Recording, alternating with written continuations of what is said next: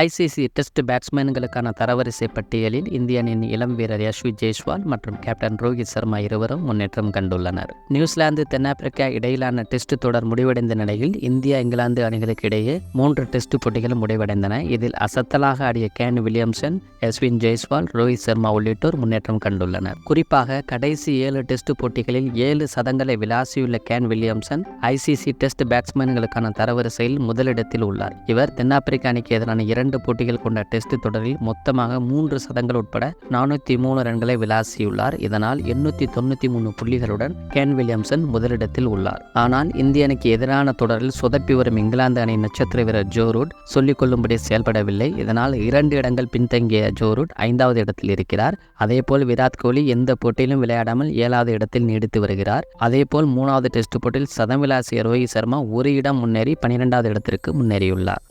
அதேபோல் இந்திய அணியின் இளம் வீரர் யஷ்வி ஜெய்ஸ்வால் தொடர்ச்சியாக 2 இரட்டை சதங்கள் விளாசி 29வது இடத்தில் இருந்து 14 இடங்கள் முன்னேறி 15வது இடத்தில் இருக்கிறார். விரைவில் இவர் டாப் 10 பட்டியலுக்குள் வருவார் என்று எதிர்பார்க்கப்படுகிறது.